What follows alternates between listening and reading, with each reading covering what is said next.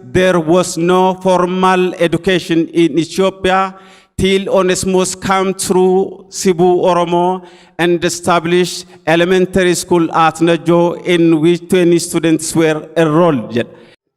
Nagaa fi araarri waaqayyoo hunda keessaniif haa ta'u, akkam jirtu hordoftoonni Alex Tuubii.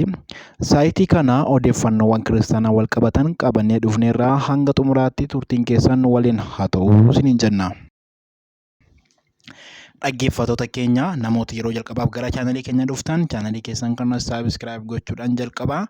Kallattiimaan gara oduutti isin dabarsaa, amma oduuwwan ijoo isin dubbisaa. Godina Booranaa aanaa Taltalleetti viidiyoon namoonni bakka sangaa bu'anii gindii harkisuun wayita lafa qotan agarsiisu miidiyaa hawaasaa irratti qoodamaa ture ijoo dubbii ta'eera. Faarfattuun jaallatamtuun Zarfee Kabbadee albeemii faarfannaa haarawaa mata dureen isaa Tseediqaallee jedhu qabattee dhufaa jiraachuu ishee beeksistee jirti. Akka biyya Itoophiyaatti barumsa bifa sirriidhaan yookaan foormaaliidhaan kan jalqabe Oromiyaa keessaa Wallaggatti, Wallagga keessaa Moonajjoo Oromoo Sibuu biratti akka eegale dubbatama. Godina Booranaa aanaa Taltalleetti viidiyoo namoonni bakka sangaa bu'anii gindii harkisuun wayita lafa qotan agarsiisu miidiyaa hawaasaa irratti qoodamaa ture ijoo dubbii ta'eera. Taateen baratamne kana namoonni kaan wayita dinqisiifatan, kaan isaanii gadduun miidiyaalee hawaasaa akka Facebook irratti ibsaniiru. Viidiyoo sana irratti namoonni 2 yookaan 3 ta'anii bakka qotiyyoo bu'uun wayita gindii harkisan mul'achuunsaa beekameera.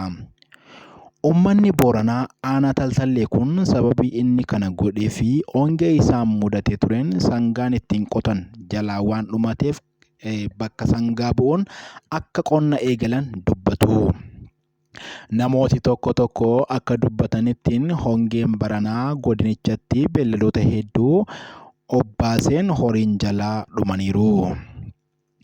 Horiin duraan ittiin qotannu sababa hongee kanatti dhabnee namoota 5 wal xamadnee akka qotiyyootti qotne jechuudhaan namoonni tokko ni dubbatu. Dhaggeeffattoota keenya gara odeeffannoo lammeeffaatti gaafa dabarru faarfattuun jaallatamtuun Zarfee Kabbadee albeemii faarfannaa haarawaa mata dureen isaa Tseediqaallee jedhu qabattee dhufaa jiraachuu ishee beeksiftee jirti. Zarfee Kabbadeen kana duras mana amantii waaqeffannaa Ortodoksii keessatti faarfannaawwan baay'ee nama eebbisan kan hojjetaa turtee fi yeroo ammaa kanas erga gara Pirootestaantii dhuftee faarsaa babbareedaa hojjechaa kan jirtu ta'uu hedduun keenya ni beekna. Odeeffannoo gara xumuraatti gaafa dabarru akka biyya Itoophiyaatti barumsi bifa sirriidhaan yookaan foormaaliidhaan kan jalqabe Oromiyaa keessaa Wallagga keessaa Moonajjoo uummata Oromoo Sibuu biratti akka jalqabe ni dubbatama.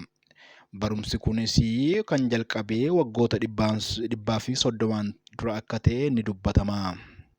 Kunis kan inni jalqabe nama Onesimoos Nasib yookaan Abbaa Gammachiis nama dhalootaan godina Iluu Abbaa Boraa Hurrumuutti dhalateen ta'uusaa ni dubbatama. Yeroo sanattiin Abbaan Gammachiis namoota 20 walitti qabuudhaan barnoota kana kan eegalchisan ta'uu himameera. Onesimoos erga simatamee booda Dajjaazmaach Kumsaa Morodaan ji'a 4 keessatti yeroo gabaabaatti Najjootti barattoota 20 walitti qabee barumsa barsiisuu jalqabe. Amma gaafasitti jedha seenaan kun biyya Itoophiyaa keessa there was no formal education in Ethiopia till Onesmus came through Cebu Oromo and established elementary school at Najo in which 20 students were enrolled. Bara sana amma ijoollee 20 achitti barsiifamanitti biyya Itoophiyaa biyya mootichi Minilik bulchu magaalaa Finfinneetti illee manni barnootaan turre jedha. Kanaaf Onesimoos abbaa olmaa Oromooti.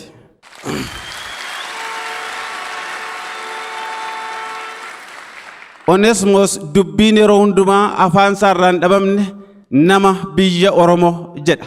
An nama biyya Oromooti jedha. Kanaaf hayyuun Oromoo anthropologistiin tokko akkas jedha. An nama biyya Oromooti. Onesimoos jechuun Oromoon nama ta'uu, Oromoon biyya qabaachuu akeeka jedha waggaa 130 dura. Kanaaf Onesmoos Najjoo erga dhufe waggaa tokko booda Asteer Gannoo Salbaan nama jedhamtu wajjin barattoota 68 walitti qabanii barnoota idilee yookaan formal education jalqaban jedha. Kanaaf biyya kana keessatti barnoonni bu'uuraa inni jalqabaa afaan Oromoon akka jalqabeef, biyya Oromootti akka jalqabeef, lixa kana Najjoo lafa jedhamutti akka jalqabe, kunis bu'uura barnoota idilee biyya Itoophiyaa bu'uura akka buusee darbe, abbaan tapha kanaa Onesmoos ta'uu, namicha gabrummaan gurguramee gabrummaa nama baasu Onesmoosiin akeekee darbe. Gara biyyaa dhufanii waggoota tokko booda saahiba isaa Asteer Gannoo Salbaan waliin nama 68 galmeessanii barsiisuu eegalan. Kanaaf afaan Oromoo barnootaaf afaan bu'uuraa ta'e jedha. Isa dura garuu namni Daani'el jedhamu namni Oromoo tokkoof Esteesiyoos namni jedhamu namni Eertiraa Wallagga Lixaa lafa eessummi Kumsaa Morodaa Bakaree Dibaabaa hoogganutti barumsa barsiisuuf dubbisuuf barreessuu or primary education barumsa bu'uuraa barsiisanii turan jedha. Kan kana hundumaa nuuf keekaniif akeekan hayyoota galateeffadheen seenaa wal fakkaatutti darba.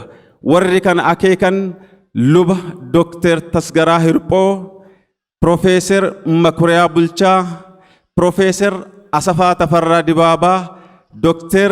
Iddoosaa Gammachiis fi kanneen kana fakkaatan lafa isaan jiranitti seenaa kana barreessanii kaa'uuf caaroo sanyii isaanii latiinsa isaanii Waaqayyo Gooftaan maccaa haa eebbisu jenna.